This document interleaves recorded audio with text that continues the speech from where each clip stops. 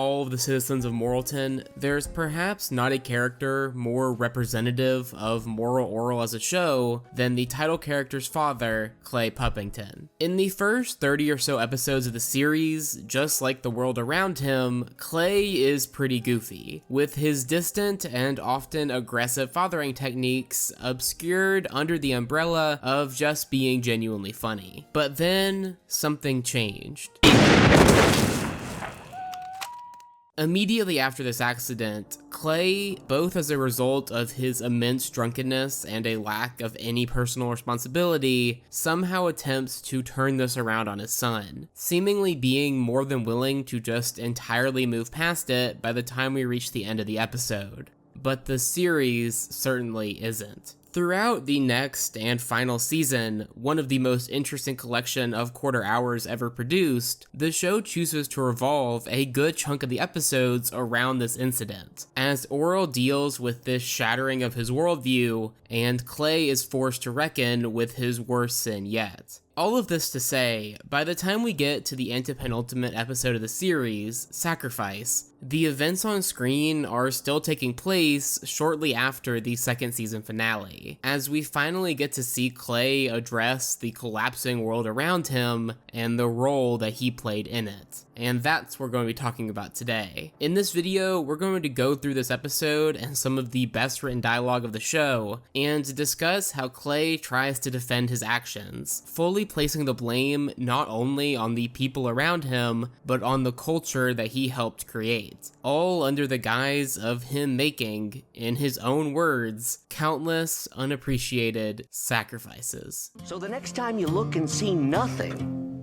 have a little hope, will ya? The first handful of scenes here largely establish the surrounding circumstances of the extended scene at the bar, reminding us of the world that Orel and his father came back to, with a few key details, including Orel's line about his father changing when he drinks, as well as the fact that Clay is uncharacteristically absent from church, cluing the audience in that, even given his already less than stellar past, this action from Clay has had some actual consequences. Eventually though, after a little bit more of depressingly watching Orel limp around, we reach the scene that takes up nearly 90% of this episode, and a scene that's as meticulously crafted as anything the show has to offer. As you could probably guess, while this episode does contain some interesting shots that I'll refer to when we get there, the focus is largely on the writing, and thus I'll provide the on-screen transcript for most of the dialogue I talk about. By the way, this episode, along with the entire show, may or may not just be uploaded on YouTube in its entirety, so if you really wanted to, you could just watch it over there and then come back. Anyway, the general structure for this episode features Clay first talking to the bartender, Dolly, and then to three of the men around town who are also going through some stuff, as they enter one at a time. I see a lot of people refer to this episode as the one with the giant Clay monologue, and while the bulk of the dialogue is certainly from him, I think the characters that he's delivering it to actually play a pretty big part in all of this, starting with, as I mentioned before, Dolly. Something that's pretty clear throughout this first chunk of dialogue is that while Clay is kind of talking with Dolly in the vicinity, this isn't really much of a conversation, as his less than great view on women, which will come up plenty in this episode, prevents him from really taking in anything that she says, even ultimately screaming at her that she can't possibly understand what he's going through. With that in mind, we actually open up this scene with the topic referred to in this episode's title, Sacrifice, and mainly how Clay feels like he's doing a ton of it. Through a not-so-subtle paperwork analogy, Clay mentions how he never appreciated the freedom he had before his family, and how he feels he's given up the one thing that mattered to him most, his happiness. Throughout the entire show, Clay constantly mentioned how much he hates his job, and while what that job is remained a mystery until the next episode, whether or not he also hated his family doesn't quite, as it's pretty clear that Clay is only somewhat happy when when he's drinking alone in his study, somehow blaming all of this on the world around him. This victim mentality from Clay is obviously everywhere in both this episode and the entire show, but I do find it really interesting here that Clay admits that even knowing all of the pain that this decision to be part of a family would bring him, that he would still do it. There's no regret from this character anywhere in this episode, as he instead scorns the world for making the reality of the only choice he ever had so unrelentlessly shitty. This segment closes by Clay repeating the phrase over and over and over again, emphasizing the perceived Sisyphean turmoil of his day-to-day life. And it's at this point that we get the first example of a motif that we'll see a handful of times, with Putty opening the door, the ones inside shuddering at the light, and the visitor ultimately joining the darkness within.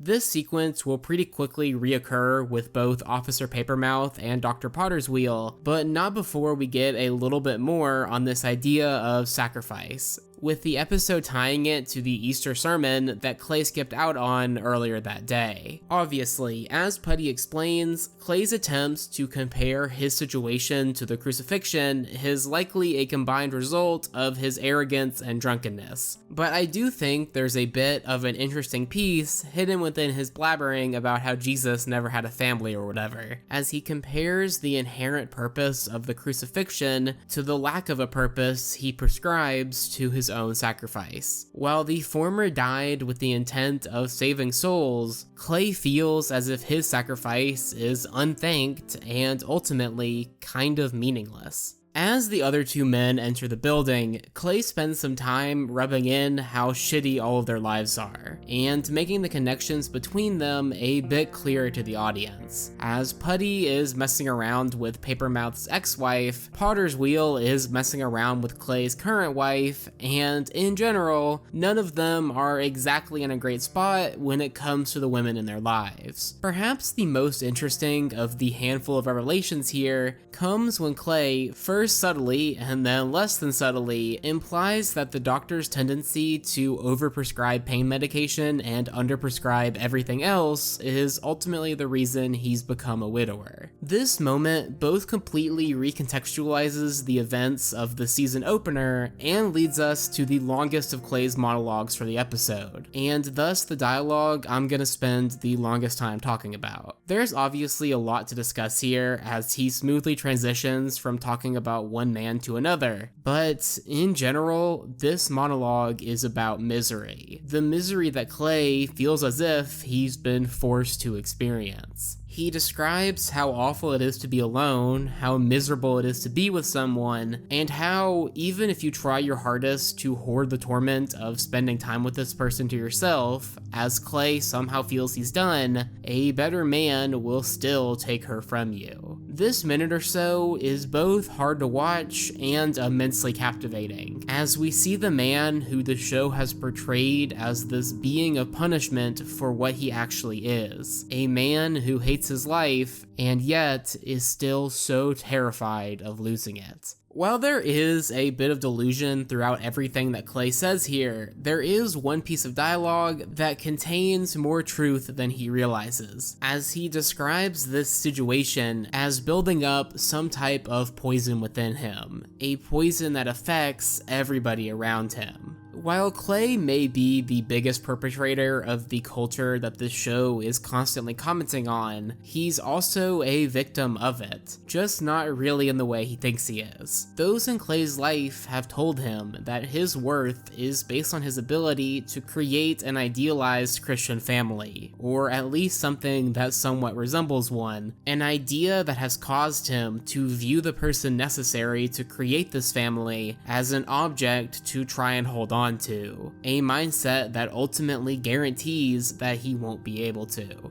Clay never wanted a family in the pursuit of happiness, he wanted a family to avoid the embarrassment of not having one. This entire monologue, as well as the subsequent drunken comments from Clay, obviously ruffle the feathers of everybody within the bar, with Dolly leaving and the men preparing to fight, only to ultimately be dissuaded, largely by just how pathetic Clay truly is. There's a lot that you could talk about from this scene, such as Clay's pre-established link between being hit and being loved, or the fact that he's literally depicted here as being toothless, but I think the real impact of the scene comes through something that's a lot easier to catch. Even with these three men in the bar all having some pretty sad situations, all of them still pity Clay too much to retaliate. Even to these broken people, he just isn't worth it. At this point, after first pretending to not care about their decision, Clay begs the men to come back and fight, and not leave him all alone with the person that Clay hates most. The final few moments of this episode, outside of one line that I'll talk about later, focus on how, despite this experience, Clay isn't going to take any of this to heart. Clay spends his final words of this episode continuing to blame the people around him, all while even the pinball machine continues to mock his arrogance. Perhaps most damning of all, this episode ends with Clay going back to retrieve the bear he believes he shot, again trying to accept a reality that just isn't true. A reality where he's the good one in an evil world.